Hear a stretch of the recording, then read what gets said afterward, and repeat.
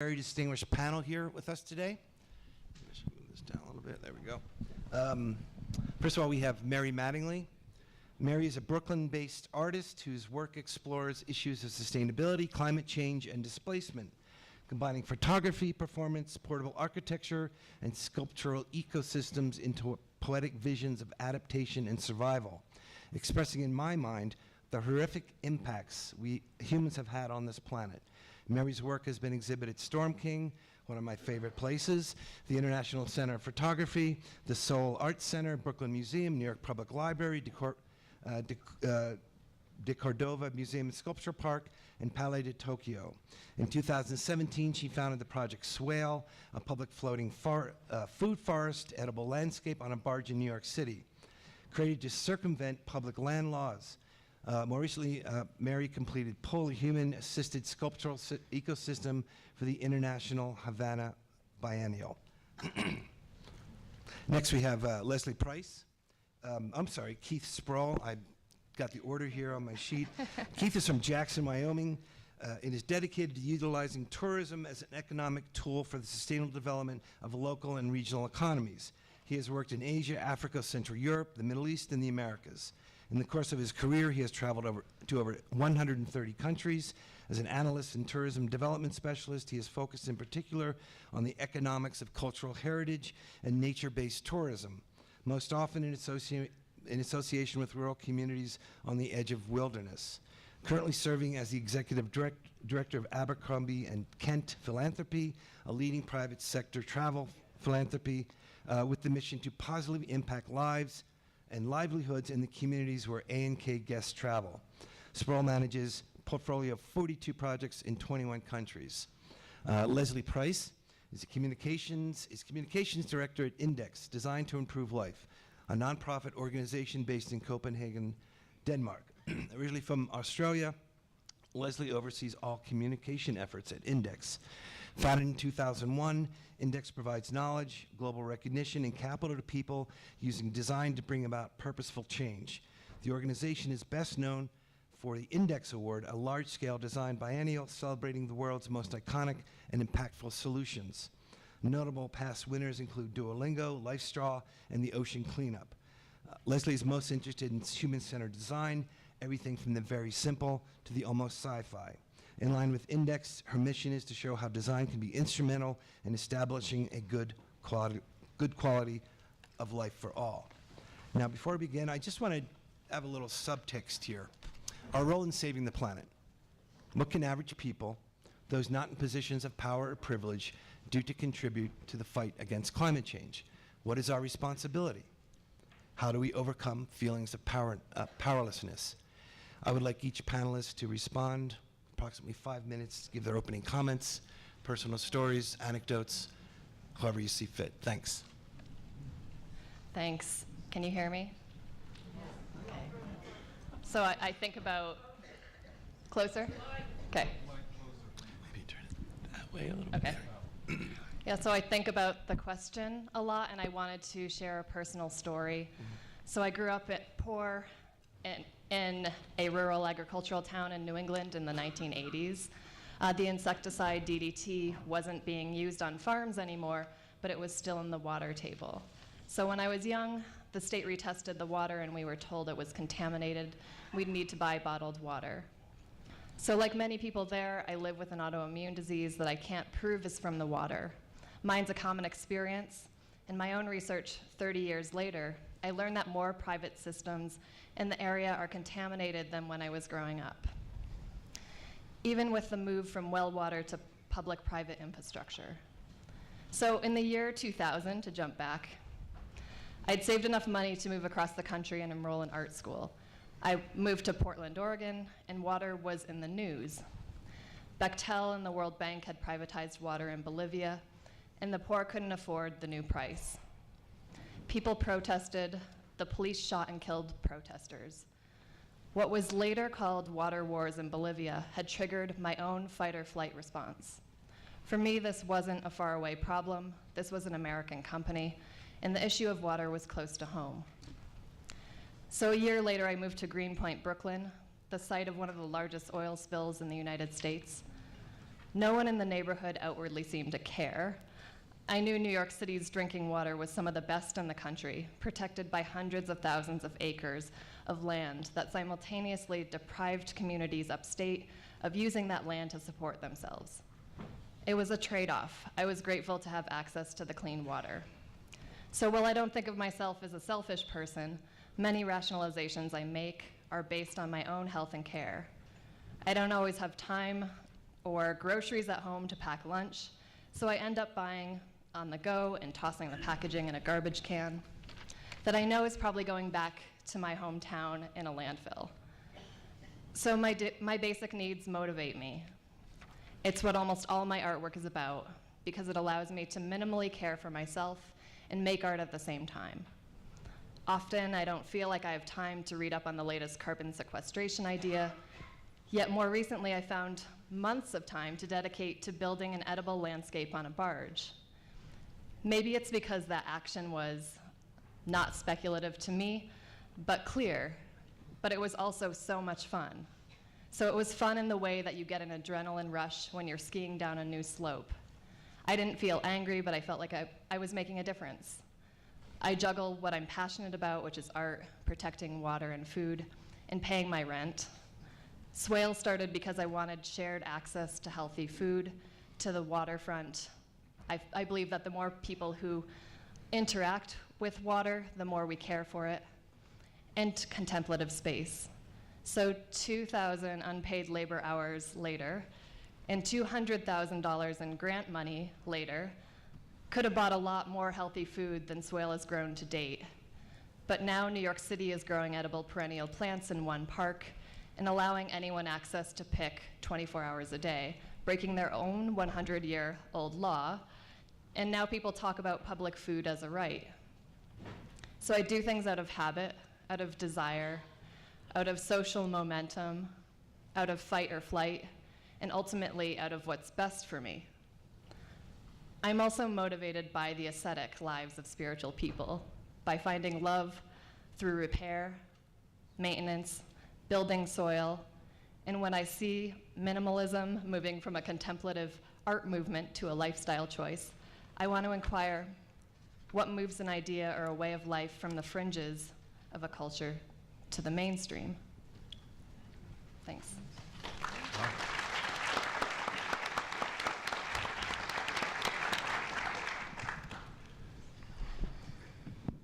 The theme is generally broad, which I understand is part of the CWA, and I kind of love that. But I'm going to build on the water, the theme. I understood the purpose of this session today was to try to nurture a sense of hope in the context of sustainability in me, as the title. And so I want to share some of the work that we're doing and hope that it instills a feeling of hope. We're a travel company. Abercrombie & Ken is a luxury travel company. We are known to take people around the world to places where you don't want to drink the water and to do it in a safe and comfortable manner. So spirit of adventure, we're in Africa, Asia, Latin America. There's a commitment, a corporate commitment to giving back to any destination where our guests travel. And so I've got a very wonderful position, the opportunity to invest with communities in education, healthcare, job creation in those communities, and very, very specifically conservation. I have a bias, spent many years in Africa, and those communities that are living on the edge of wilderness, in particular, need to benefit from the travel industry. If we expect them to maintain their commitment to living with human-wildlife conflict, human-elephant conflict, human-predator conflict, the encroachment that takes place inside of parks, I believe, can be directly tied to the fact that they feel no value in travelers coming to those parks. And the industry itself has got to do a lot more to step it up. One of the ways that we do that is water. And I was kind of sharing the story because it actually does connect. I'll let you do the connections, explain the connections. But there's a new technology, a microfiber hollow fill that will filter water. And LifeStraw, how many people in the audience have a LifeStraw water bottle, water filter? Yeah. They're growing in their popularity, certainly, and they're available at REI. That's at the level of taking out the bacteria, large parasites, amoebas, but they've got larger filters that will also clear 99.99% of viruses from the water, so it hits World Health Organization standards. As a travel company, we've made a commitment to trying to improve the lives and livelihoods in the communities where we carry our guests. I very specifically focus that on communities that live on the edge of wilderness. So we recently partnered with LifeStraw and introduced the water filters to every school that borders the Masai Mara. 34 schools, 16,000 children on a daily basis have access to clean water. And there's an ancillary really important benefit that ties into some of the conference themes, that traditionally there'd be a large metal vat for clean water for boarding school students in particular. And firewood at great expense in an area of deforestation, you burn the wood, you collect the steam over here, and that becomes your drinking water, only for drinking. The benefit of having a filtration system is that young women can put as much water as they'd like through, and they can take it back for personal hygiene. So during menstruation, they can clean themselves and their clothes, and hopefully that's influencing them to stay in school those extra couple days a month. Anything we can do, and I say this from our corporate commitment as well, to keep a young girl in school is a worthwhile investment. So there's a very tangible investment there.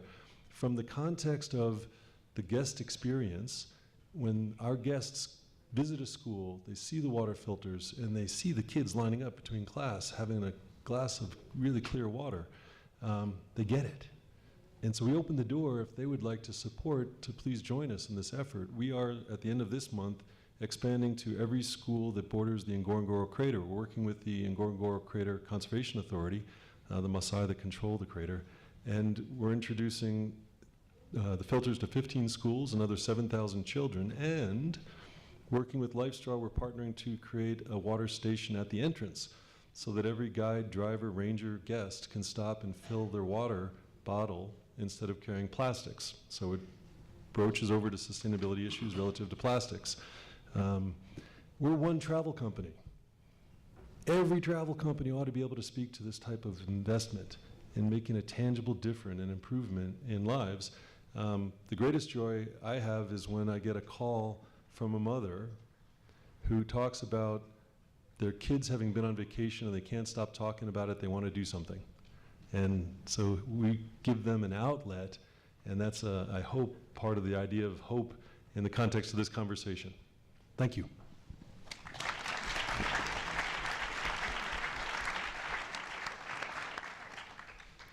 Can everyone hear me up the back there? Yep, great. So we've got some tough acts to follow, but I'm going to keep my introduction short, but it's about something that's very close to me, something I'm very passionate about. So of course, motivation to do something about sustainability is tough for us, and I get it. The media feeds us a lot of problems. They don't give us a lot of solutions, and they don't give us a lot of advice. But I think one place that we can really make an impact is meat production. And I know it's a very touchy subject for some people. But as it stands, we kill 56 billion animals a year for meat. That's not including fish. That's 77% of all global agricultural land. And that's 18% of, up to 18% of global emissions. And I think that's a huge problem. So we might not have a lot of power, each of us, but we've all got purchasing power. So I think if we can cut back, that would make a huge impact and not only give us a lot more respect for our food. So that's one subject that I'm really passionate about, and I'm looking forward to opening up the discussion with my panelists. Great, thank you. Is there any response we'd like to make to opening comments? If not, we can move on with some questions. Have the note cards been distributed? Because I have nothing coming up here yet, and I have questions, but I'd like the audience to participate and other people around the world that are observing this this conference. While we're doing that, I did a little research in preparation for this, and I looked at a recent survey done by the Yale program in climate change communication. And we probably hear these things, and they're probably on the news. Approximately 70% of Americans believe that climate change is happening, but only about 6 in 10, a little over 60%, believe that humans are causing it. So I find that interesting or worrisome when we nearly have a 100% consensus in actual people that are doing the research, climate scientists around the world. Okay, sorry about that. Did anybody hear that? Do I have to do that all over again? Nobody heard anything, okay. Okay, I Microphone, your friend. Not be afraid. well, I don't want to eat it, but it's okay. We don't know each other that well. Okay, a recent survey done at the Yale Program for Climate Change brought up some interesting facts and figures, and I'll just focus on one. They surveyed, across the country, and what they found is about half of Americans feel hopeful for the future about climate change, and half feel hopeless. Now, we also mentioned before, which you couldn't hear, that we have 70% of Americans believe that climate change is happening, regardless of the causes, and only 60%, 62%, believe that it's human-induced. So when we have 100%, nearly 100% of climate scientists confirming this, where is that 40% coming from? Where is this sense of disagreement with the actual facts in this? That's one thing that I would like to point out and maybe get some response. But the question is there a sense of powerlessness, lack of information, or just plain old denial of what's going to happen potentially in the future when we might have 8 years to do something about it? Some people are saying maybe it's game over already. So if anyone wants to respond to that, I can move on to other questions. I have others too. I mean, I think powerlessness, feeling powerless leads to denial, and I think it's, the last thing that you want to feel is helpless. So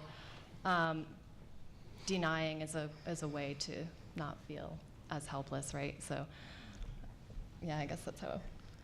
I would agree with Mary. I think denial, it's also very easy. I think a lot of the time people say they care, but then they don't do anything about it. I mean, I think as consumer behavior is very hard to change. So I think it's, it's very, very tough. I think, of course, a lot of people can do things and a lot of people can't. And I wouldn't say I'm a pessimist, but I'm a realist, and I think maybe half of the population will change their lifestyle and the other half won't. And this is also, climate change, it's not something that we can sort of attack, in half measures. So I think what I also think is very much interesting is what kind of design and innovation can we come up with to basically offset that other half of people who can't or probably won't do something. The travel industry is going crazy on this subject because it's opening and closing doors.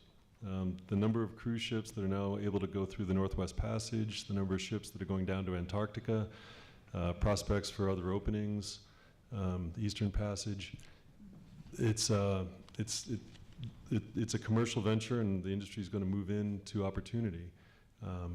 At the same time, in some of the desert environments, the heat is so extreme that they're shorter seasons. Guests simply can't move comfortably in certain of our desert environments. So it's one that's panning out as a real influence, obviously. And it's got crazy aspects. The king crab is an invasive species that's making its way down through the fjords. And now one of the guest experiences is to go on a king crab safari. If you held up a king crab and you looked at it, it looks like an invasive, but it tastes really good. And so people, they go out and they learn about how they're harvesting, but they devastate the sea floor, and they're eating their way down. They think the adaptation rate is, going to allow them to reach France. There's probably invasive species experts in the audience, but that's the industry responding to a mix of opportunity and failing to confront the realities. I think there's a lot of denial in the context of our global industry still. Yeah, I think denial is understandable, especially until it's closer to home. So it's interesting in terms of travel, because then all of a sudden problems that you might not face in your daily life you're faced with, and you bring that home and you're close to people you met there or the sea creatures you met there. So I think desire is key. So ways, I think, and this probably comes into play in your work, ways that designers work to channel desire, and I think that's really interesting. Yeah, absolutely. I mean, as we talked about, it's easy to remain complacent when you're very much insulated from the direct effects. So, of course, in developed countries like we are here, of course, a lot of people will remain in denial or complacent because it doesn't affect them. So, of course, that's something we need to change. Great. Have a ton of questions up here. Where to begin? I want to just acknowledge first we've had 4 or 5 that just talk about plant-based diets, and we probably know what the impact that meat and that sort of agriculture has on the planet. I think there's no doubt that we need to move towards different systems of agriculture, first of all. So does anyone want to comment on that? I just wanted to cover that because we've had so many, 4 or 5 or 6 questions about that point. I think it's, I mean, I don't want to be here to lecture people to tell you to stop eating meat. I think that kind of approach, you know, really shaming people, that's never really the case. I think we need to have a discussion about it. But of course, we can definitely see the insane amount of growth with people developing plant-based proteins, and the popularity in that has just skyrocketed, I'm sure in the States as well, and what we're seeing in Europe. I think it's going to take all kinds of solutions. I think, of course, plant-based proteins, different kinds of agriculture, I don't think we should stop it entirely. I think there's plenty of ways we can still farm, but do it in a sustainable way. Yeah, and I think cutting back will just make a huge difference. So that's what I would really urge people to do. And as I said earlier, I think it's just, it gives us more respect for our food, which I think, you know, we're so far detached from where our food comes from. So I think that also really needs to change, about sort of educating kids and also adults about where our food actually comes from, what resources goes into producing it. And yeah, we should be a lot more grateful, I think.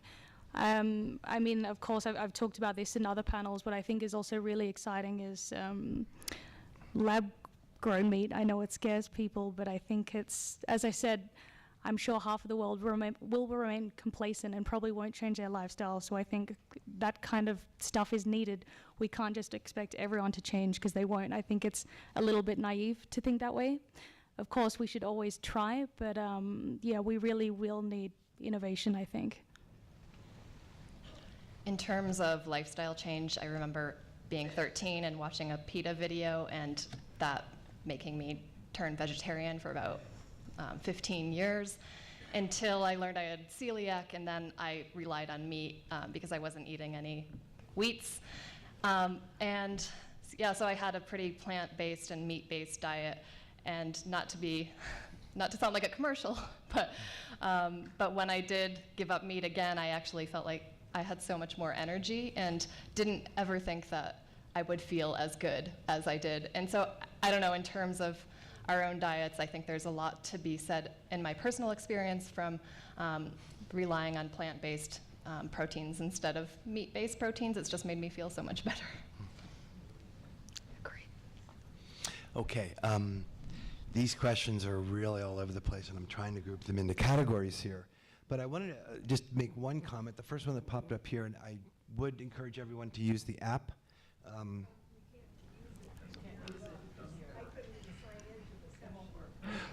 Well, I'm sorry about that. I wish I could help you, but I'm up here right now. Anyway, one comment that came in, this is of local interest. This is the first comment that popped up here, the first question. It's actually a comment. Could you please share that Boulder County is looking for homeowners who are willing to offer a 10 by 20 area of lawn to support research in carbon farming in our soil? This brings up the question, how do we all become active participants?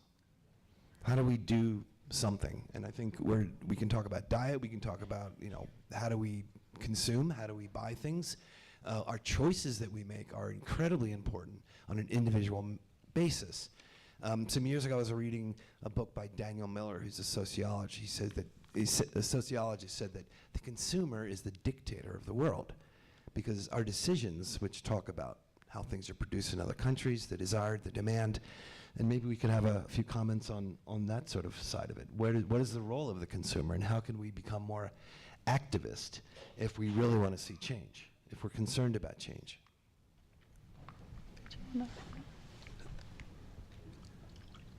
experiential ed and the travel industry, they just go hand in hand. So it's that old John Dewey philosophy that, you can't have banking education where you deposit information and withdraw it. You have to use the senses. You have to see, smell, taste, touch, and travel affords that opportunity. But Dewey also believed that it wasn't real learning unless it included some interpretation. That was the role of the instructor. I think in travel it's the role of the guide to facilitate a deeper understanding. And in that context, I do believe that travel can be a very positive influence to understanding change. It can be a fantastic influencer in terms of understanding inequity. It can certainly introduce topics of concern around climate and climate change from a local perspective. If you're in Latin America, you feel it. If you're in Africa, you feel it. And what are those perspectives?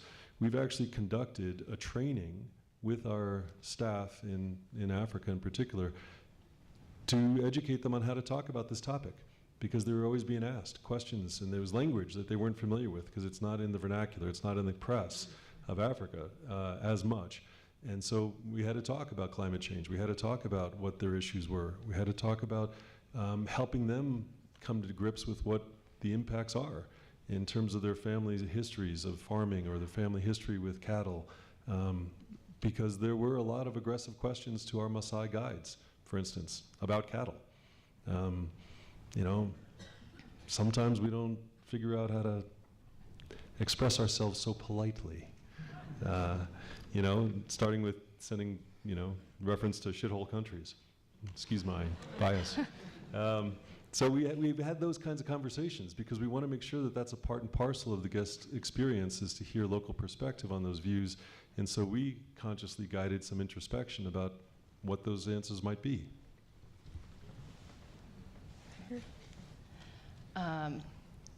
So I think absolutely we have power as consumers, and I would say that there are 4 probably major ways that we could interject our coalition building into those pillars of power or places, and one is corporations, one is religions, another is institutions, and finally government. So I feel like if we're not working on in all of those places simultaneously, then it won't really work. And I think that if we don't have money, we have multitudes. So we have coalitions of people that often are working towards the same goals for different reasons, and we need to get those coalitions together and to speak with each other, and also with those 4 major pillars of power. Okay. There's a few students in the audience, and I want to get to their questions, especially because they are inheriting the future that we are creating for them. How can caring, empathy be awakened and impact the hearts of all ages? How can we expand our circle of caring and motivate effective, benevolent action? Ooh, deep, but important. I mean, to me, there's only one way, and that's by talking to people. And that's by talking to people who aren't from your circles, who aren't part of your communities. I mean, there's no possible way we can really figure out how people feel or their experiences without talking to them. So I think it's a very tricky one.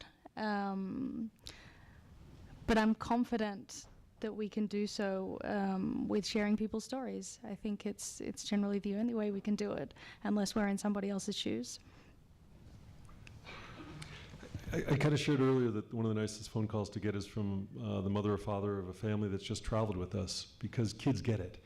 And philanthropy, and you made reference, philanthropy is a learned activity, and so we open the door to that type of learning. When kids are overseas and they're seeing the inequity, you have to get them that chance to go past looking out the window of a luxury safari vehicle at poverty and give them a chance for the interaction. So we stage this consciously, give them the exposure to a school, give them exposure to a medical clinic. We talk about the medical delivery challenges, the educational delivery challenges, job creation challenges.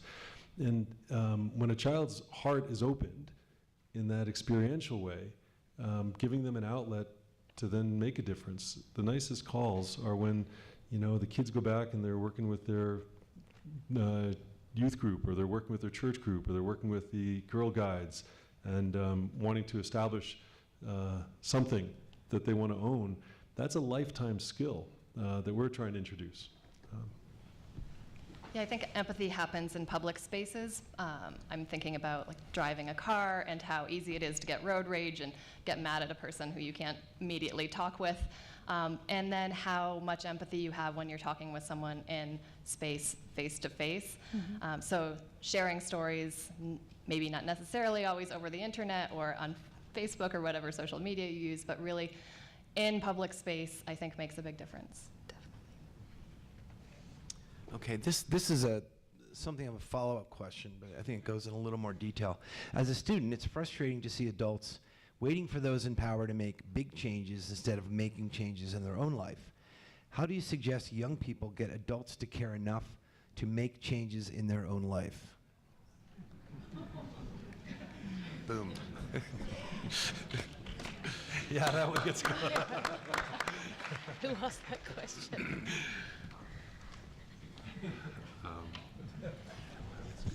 Can't we get a beer to talk about this?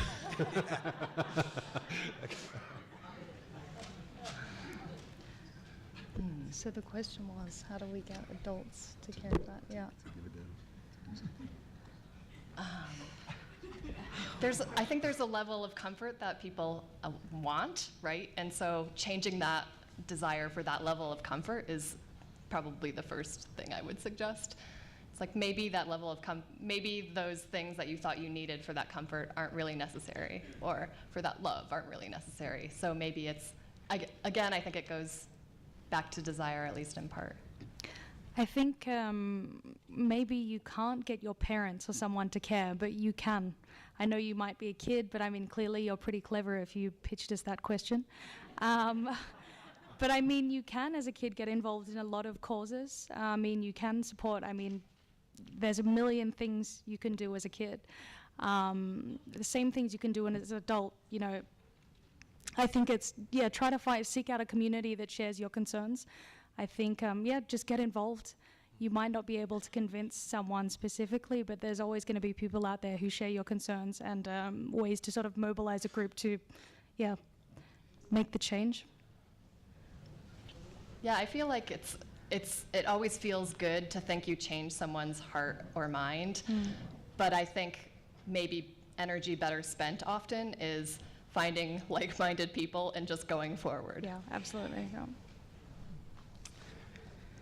Okay, this question hits on some points that I think came up and were addressed earlier. As a psychologist, I see cognitive distortions impacting individuals and families. Now I see disinformation and thinking errors and falsehoods being accepted as truth by almost half of our American population. How do we resist, how do we best combat this anti-science, anti-truth trend?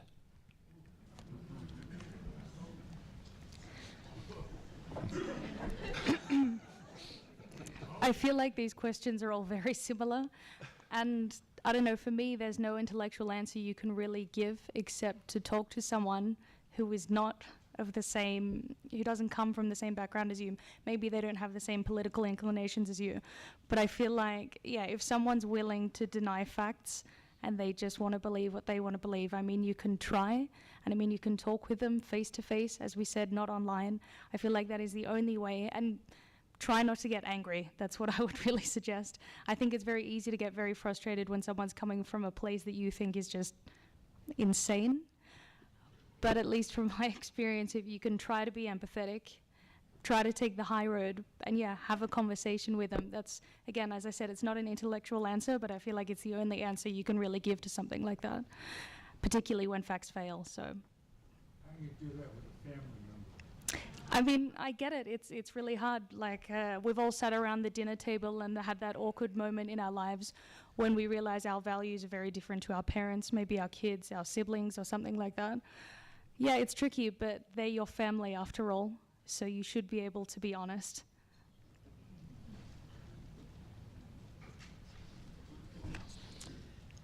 Okay, here's, we'll shift a little bit. Where did this get to? We have a few questions about travel, and this one I think kind of is something of a summary. Travel has immeasurable value for education. It also heavily impacts the environment. Panelists' insight to this dichotomy.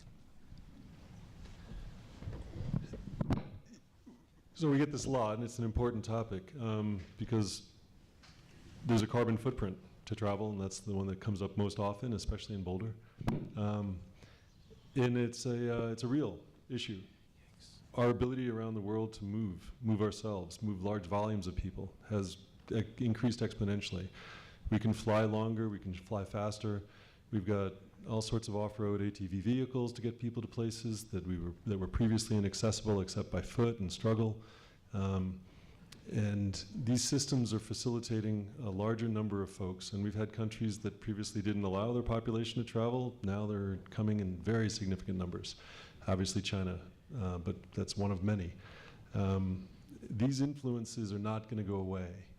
The industry itself is the largest industry in the world when you include all of the backward linkages. And so the question becomes not one of, do we stop it or do we preclude it in some way or inhibit it, but rather to figure out are there ways that we can do things better. And there's an organization that started here in Boulder called Sustainable Travel International, which is one of many that have been focused on issues of environmental footprint, energy, water, solid waste management, landscaping, procurement, and taking a look at the operation of parts of the travel paradigm, the travel pipeline, has been really important. And it's gone past, the signs in the hotels about, reuse your towels. That's where things start. There's always a starting point. Now, many of these hotels are actually embracing, much, much deeper issues around energy, issues around water consumption, and the systems that are delivering those. There's been a desire on the part of urban properties to be able to say, hey, we're doing our best for sustainability as well. Great, let's give them the certification, let's give them recognition.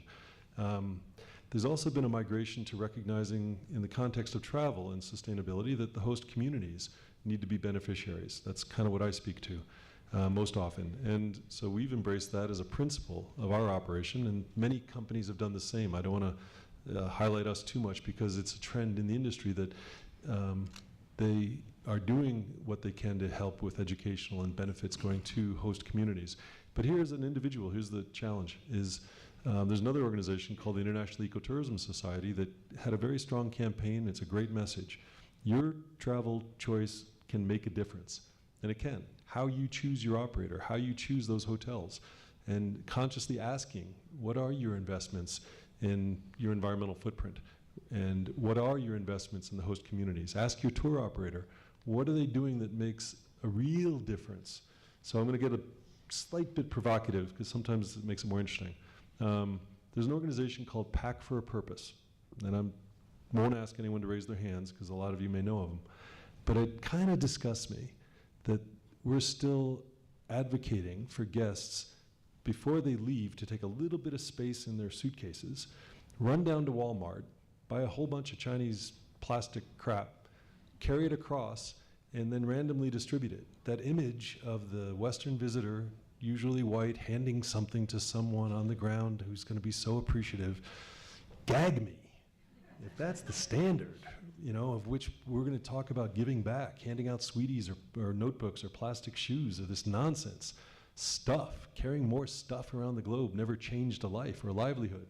So we've tried to facilitate a dialogue relative to travel that says, no, if we're going to do something, it's got to tangibly improve access to healthcare, access to water, access to a job.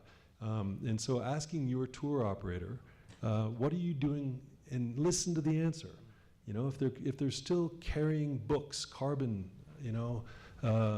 around, that's not making a difference. I can't stand going into a library in a rural African school, and you can literally, all these donated books, the geology of Utah. This stuff still happens. So there's ways to make a difference as an individual traveler, but primarily as a consumer, asking your supplier these types of questions. I wanted to follow a little about that on travel. In your experience, how educated is the typical eco-tourist on the place that they're going, the culture, and the issues that those folks are facing? I think most people try to do a little reading ahead of time. Sometimes, that happens on the plane as they're going to the place. And sometimes folks are very knowledgeable, but probably most have chosen the destination because they're interested in learning more. And you want to facilitate as much depth of understanding and learning as possible. And I think your comments about conversation, authentic conversations, real dialogue, you have to facilitate those on the ground. And those are real introductions with folks from the region. And so that should be scheduled as part of the time and the activities, the things that you're going to be doing. I loved your language around dialogue and conversation as building empathy and understanding. Yeah, and there's a few questions that are centered on each one of our panelists. There's a couple here for Leslie. I'll try to summarize them together. Leslie, please talk about how Index inspires designers worldwide to create products and processes that improve life versus products that end up in landfills. And if you could give us some examples. Okay, so the organization I work for is we've existed since 2002. So basically, we're all about promoting and mobilizing any kind of design and innovation that solves problems, or at least attempts to, something similar to climate change, for example. So of course the award is a big part of that, and that's, for example, in 2019, we received 1,800 submissions. So these are all designs from all over the world that are basically in the service of doing good. So the award, of course, is an inspiration beacon. Well, we hope it is. We hope it, contrary to the media a lot, provides hope that we provide solutions as opposed to just problems, and I think that's incredibly important. And of course, by celebrating the best of these solutions, it inspires a whole bunch of other innovation. I think in the past, what is incredible is seeing, we talked about LifeStraw before, so that's actually one of our winners from 2005. But what is most exciting to us is seeing a solution that was sort of highlighted maybe 10 years ago, and then seeing how it has developed and changed and really broadened impact. People have taken this technology, they've improved it, and they've, as I said, they've broadened the impact. Just to clarify, what was the question about? Okay, 1 second. Was this about processes and?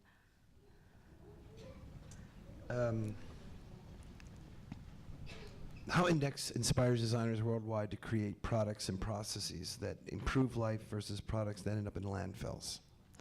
I think the closing the loop is absolutely fundamental. So for example, when we vet a design, we vet it on 3 sustainability aspects. And that's not just about environmental, that's about economic, and that's about social as well. So I think, as I said, by sort of elevating the best and making sure these solutions get invested in, I believe that has really driven, at least, sustainable innovation. And from 2005 to 2019, it's only grown, and as I said, it's really exciting to see. So of course, there's huge developments. But of course, it's not just about celebrating, it's about investing in these investments, in these innovations, and of course, it's about education. So we need to get our kids involved as young as possible. I think another key part of the work we do at Index is pretty much going into schools and pitching these problems to kids and saying, what kind of solution can you come up with? And that has worked tremendously for us, and what we found is you don't have to, I've talked about this before in some other panels, but you don't have to sugarcoat things for kids. You'd be surprised about how much they can handle and what kind of ideas they can come up with. So in summary, I'd say there's 3 ways to do it. It's teaching kids, it's celebrating the best kinds of innovations, and then of course it's the capital, it's the investment into these innovations. And that's what I truly believe. If we're going to make any dent in this climate catastrophe, it pretty much, of course, it comes down to us as consumers and changing our behavior, but then the other half of it is coming up with solutions where things can't be changed. Something like transport, that's fundamental. So how can we make that greener? How can we offset all of those impacts? I hope that answered the question. Sure. Any other comments to that? I'll summarize a number of other questions. And how do we deal with greenwashing? And is that a huge problem? Because people look at something and they think they're making a right decision, but there's a lot of misinformation on packaging and actually what these words mean. What does all natural mean? Very little, right? Oil is all natural, right? Uranium is all natural. I wouldn't eat that. So how do we combat this sort of, is this something we need to, is it regulation, or is there some other measures that, can we inform our population? Should we do these in the schools? Should we educate people better?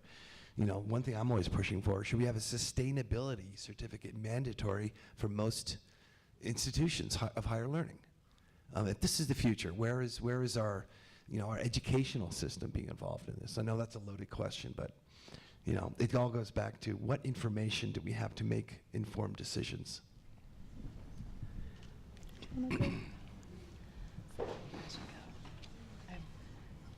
I mean, I think it takes a combination of everything you talked about. I mean, education's one thing, but I definitely believe we should have a global standard of certification. Greenwashing, it's a huge problem, but certification, I would think, would be the best way to go about it. What is it?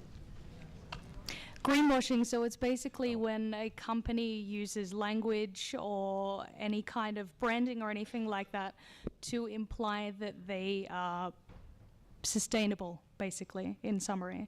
So often, a lot of companies will, it's all pretty much about the brand, but they're actually not doing anything that is sustainable or ecological or anything like that. Yeah, it's basically lying about the benefits or lack of impact of a product has on the environment or you as a human being or your own body. So you've got a travel industry guy on the panel. So I think my best contribution is to speak from the industry perspective. This is a serious topic. There are so many firms that just overstate, overrepresent. If they travel to China and they gave a $1,000 contribution for panda research, they probably are not saving the panda. They're one of 4,000 companies that are supporting it, most at far more significant levels. And there is a plethora of example of companies in this industry that will overstate and over broadcast.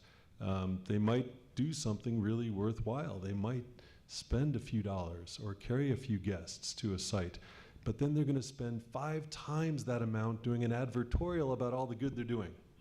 I kind of hate that, and honestly, one of the nice ways to get past some greenwash, I thought Yvon Chouinard started to put up there. It's not a certification exactly, but he went to his supply line and said 1% of what you make needs to go back to sustaining this place we call Earth.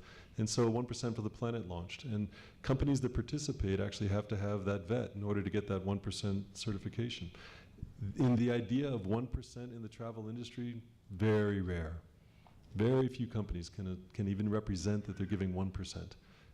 Even if they're living and operating and succeeding and making money from some of the most beautiful natural and cultural heritage sites in the world, there's not the demand for them to give back. We're seeing the influence of CSR and sort of corporate philanthropy, and it is changing. I want to believe that there's a greater desire to do good. There's a greater desire to do honest good with integrity. But greenwash, wow, still rampant. I want to share a story that I'm apprehensive about telling. And I mean, I think it happens a lot in art in the United States where a company offers money to support an artwork. And I don't want to sound Pollyanna, but so Swale is a floating food forest on a barge, and people can come onto Swale and pick fresh food for free. It's combating this 100-year-old law in New York City that doesn't allow anything to be picked from public space. And it goes to places where there are food deserts. So you can circumvent that land law by going onto this barge. And the barge has spurred other things to happen, so now there is a site where you can pick fresh food for free in a park, and it might start more, so there could be this momentum that builds from it. But there have been lots of contradictory times for Swale. So I think, so its first year it was supported by a grant from an arts organization called The Blade of Grass and a Kickstarter campaign. And we had enough money to pay for the barge rental for that year. And so I thought it would all be taken down. In the second year, Strongbow, a cider company, approached us about doing a sponsorship. And I thought, well, the project is going to end if we don't do this sponsorship. It was going to support us for another year. And their case was convincing. And so they said, well, we spend $100,000 on doing a commercial. If we could do this commercial on the barge, and we would also give you apple trees, we would give you that money instead. And we said, that sounds like a great idea. Would you also do this in turn? And I think we felt like we had some power sitting at the table with a corporation that we could potentially influence. They were absolutely influencing us. It's happened in several cases to people I know where Pepsi has sponsored a mural, actually for a student of mine, a mural that sort of is about water. And she thought, well, at least I can be at the table with Pepsi to have these conversations and maybe they'll change. So it's an ethically ambiguous place to be, and I'm curious about maybe people's reactions to that, or I think in the United States where there isn't much funding for the arts, artists are looking for ways to do large projects, and it's often contradictory. Okay, I hear you. Thanks. This is a question. I'm trying to find a way to rephrase this without putting too much of my own influence on it. So I guess I'll just read it. Isn't sustainability an issue for the wealthy? And I would like to add something there that obviously us in the Western world, particularly in the United States, consume almost 5 planets worth of our what's there, versus the developing world maybe half a planet worth. I mean, half a planet more than what we have. So we're consuming at a rate nearly 5 times what we can replenish this planet. So where does the responsibility lie in the developed world, particularly in this country, because we are the worst of the worst in terms of the amount of waste and we produce and what we consume. So what is our responsibility and developed countries' greater responsibility towards solving this problem?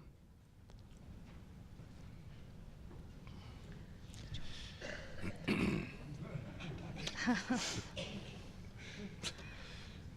guys looking at me?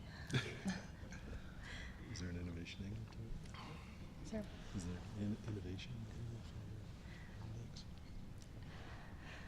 Yeah, I mean, I think so. But Yeah, I maybe think it's we about have Americans. responsibility in wealthy countries and our lives and in our careers. I don't think that we should separate what we do in our career from what we do in our life. And I guess that's the simple answer. Mm-hmm. Go for it. I mean, absolutely, we have a role to play, and particularly because we are so privileged, we have choices. We have choices we can make. So, I mean, a really simple way to do it is just less of everything. Less travel, less meat, less buying. I mean, if you have to buy, support brands that are at least doing something to try to change it. I know it's difficult. I mean, if you have to buy fashion, buy vintage. And boycott brands that aren't doing anything to solve the problem. It's tricky and it's complex, but we can always try, and I mean, we can always do better. So of course we have a responsibility, and of course there's everything we can do. I think also for older members in the audience, you have a responsibility. If this is the way you feel, it would be great to mentor younger kids. I mean, I think it's really refreshing, particularly with the question we had in the audience before, how can I convince my parents and my grandparents that they should this is something they should care about. So mentorship, I think, is also a great way to do it. And I think, even being online, don't just like things, I think share things. If you come across information that is really helpful, useful, and you think, well, hopefully factual, share it. I think that's incredibly important. I think there's a million things we can do just as regular people. Absolutely, I'm going to chime into the chorus, but I'm remembering a gentleman named Stanley Selingut, who's from the East Coast. He talks with a New York accent, Stanley, and he owned a resort in the Caribbean on St. John's, Maho, and he had a beautiful philosophy that when he hosted his guests, he said, you know, they're coming with all that New York stuff, and I get 1 week. I get 1 week of their precious vacation time. And it's the 1 week when their minds might be open to influence and might be open to new ideas. And so he began to educate them about what they were eating. And then he began to install sub-meters so he could tell them how much water they used and how much hot water and what the source of the heating for the hot water was. And he said he found no greater joy than in listening to a couple of New York lawyers argue about who used the least amount of water that morning. and then he went to an art show and they were blowing glass. And he thought, that's so great, they're blowing recycled glass. And so he invited these artists down, he gave them some free rooming, and then he taught the Rastas on the island how to blow glass. And they would make these beautiful little memorabilities about the sea turtles and things that they would like to purchase to carry back. And then he said it was just a wonderful thing that he was giving his, the heavy glass that he was using at the bar and in the kitchen to the Rastas to blow glass that the guests were then buying and carrying away for him. And he would wave, goodbye, thank you for taking my garbage, and you paid me for it. So yes, there's lots that we need to do, but we can be creative in our solutions as well. Thank you. There's a number of questions that I don't think we are maybe able to answer, such as how do we clean up all the plastic from the ocean, or are composting toilets good or bad? These are all powerful questions, and I don't know if you'd like to handle them. I don't want to ignore them. I think it's maybe above, not our pay grade, but our career grade. I just want to acknowledge some of those because I think these are issues that we all need to be made aware of. But I just want to finish up. The second part of that question was, what would you consider 2 of the most important things we could do personally? And then there's another question here that's asking us to come up with 15 things that audience can do to slow climate change. So, I mean, we talked about meat. We talked about other things. There was something that stop driving cars. The solutions are complicated. So, how do we take some of these most complicated things and work with them? Like maybe they're not 2, they're not 15, but maybe they're 1,000 that sort of reflect off of each other. But just to get your feedback on either of these 2 points that were brought up. I mean, actually, I was interested to answer the question about the plastic in the oceans. Oh, if I can. Please do. I think, coming from my experience, we've seen a lot of incredible solutions that want to solve this problem. I don't know if anyone's seen the ocean cleanup system. It's come under a lot of heat in the media. So it's basically this young Dutch gentleman. So when he was 16, he came up with this concept that basically acts like a big filter that's safe for wildlife, don't worry, that you can put it into basically the ocean currents. And as the ocean flows, then it can collect the plastic. So they built it in San Francisco Bay, I think almost 2 years ago, and they've had it tested once in the I think it's the North Pacific garbage patch. So I mean, that's one solution. I think another solution is, of course, reducing plastic, and that's something as consumers we can do. And even we can get, I'm sure maybe some of you have seen these microplastic filters you can get for your washing machine. You can buy those. So it's really essential that if you can get your hands on one of those, you should get one of those. We get a lot of microplastics coming out from the clothing when we wash it. I think the third approach is coming up with the different kinds of bioplastics. So, I mean, we've seen some great solutions developed from algae, cassava plants. There's a million things we can do, but I would say there's a 3 a three-pronged approach to that. So it's bioplastics, using less plastic, and then I have every confidence in the world that we will have these large-scale solutions that will help get this plastic out of the ocean. But let's see how many decades it takes. But yeah, let's see.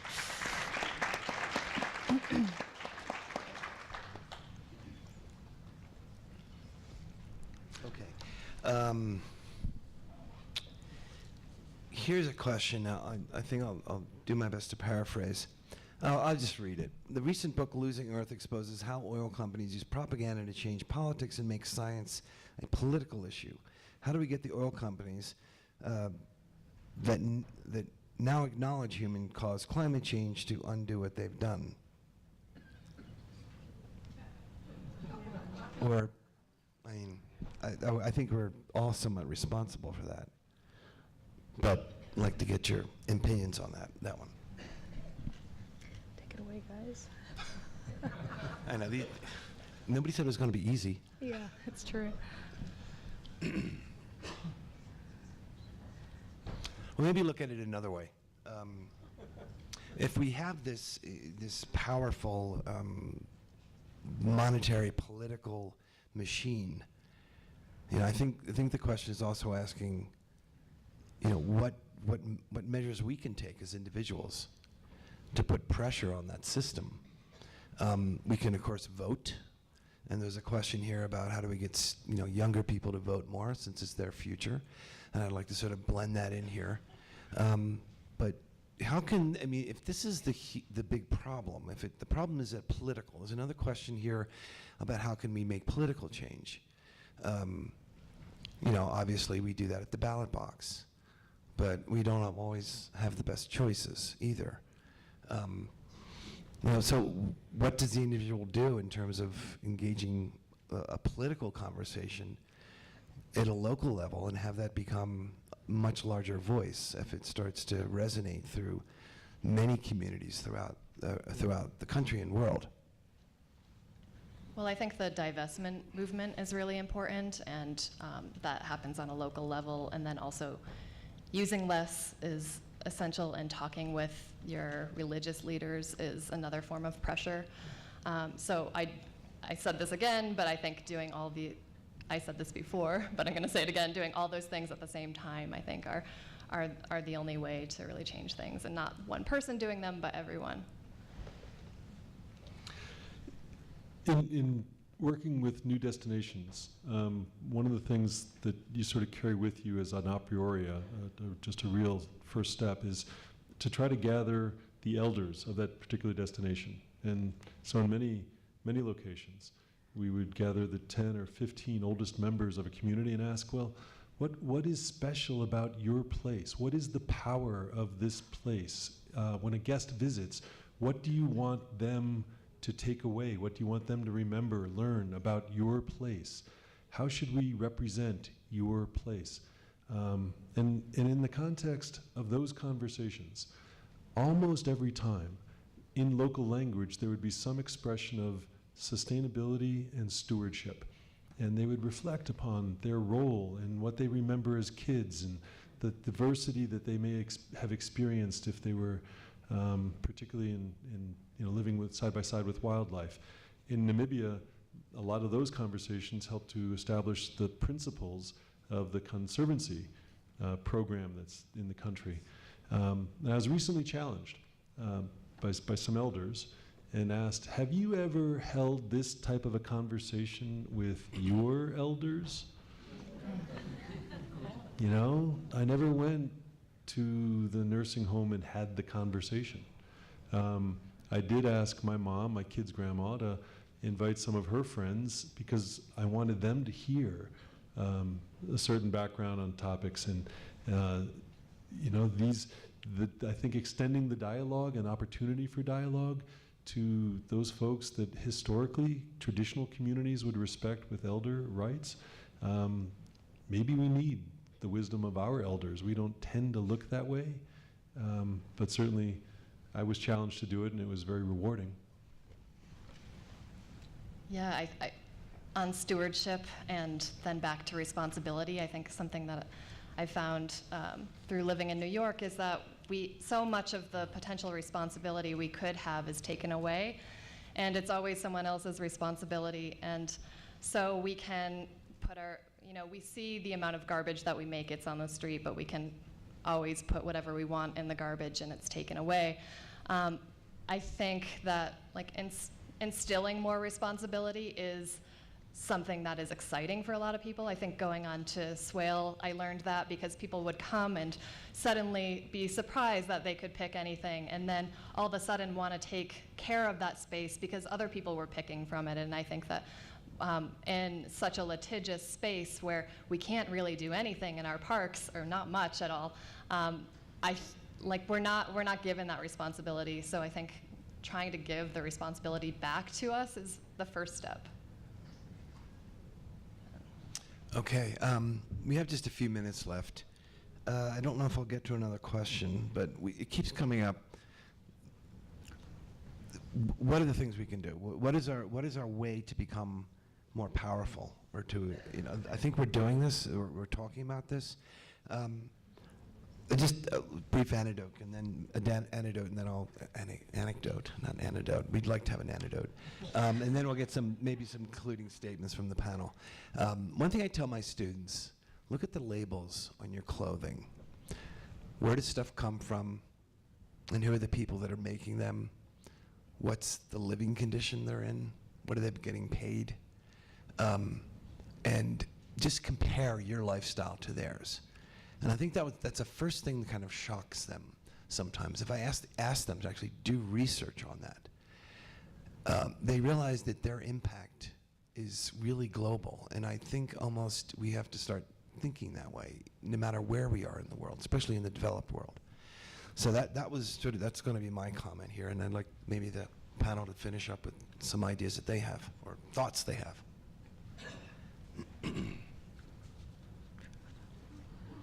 You can start. Yeah, I think that's really important, and I think that it is easy for us to rationalize and compromise. We are creative beings, and I think creativity is full of contradiction, but it can't shut us down, and we can't hold it against people, and I think we just need to move forward. Fall back on that earlier expression that your travel choice makes a difference, your consumer choice makes a difference. I wanted to share just one little success up in Jackson Hole. There was some dead space, and it was on literally the side of a parking garage. And 1% companies contributed the early seed money, and they built a vertical greenhouse. It's 4 stories high, and it's only about 16 feet wide, but it circulates, and in an area very difficult to grow greens in the winter and most of the year, it's a source of greens. But they employ folks with disabilities, and because it's so close to the main square, it's actually one of the most visited sites in the town of Jackson today. And there are so many great examples like that in our communities, and Boulder has got more than most, sort of visiting, supporting, looking for opportunity to replicate. I think they're out there. There are sources of inspiration in all of our communities, worthy of our visit, worthy of our learning and communicating more about. I guess just following on what Matthew was saying about knowing where your product come from, I think that's incredibly important.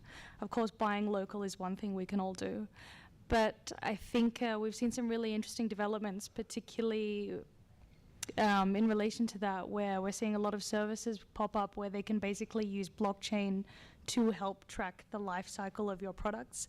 One example is called a service called Provenance, based out of the UK, and I urge you all to check that out. But as I said earlier, less is the key. Okay, thank you. It looks as if we are out of time. I'd like to thank everybody for coming out and all your wonderful questions. I'm sorry I didn't get to all of them. There's only so much time in this session. Thank you so much.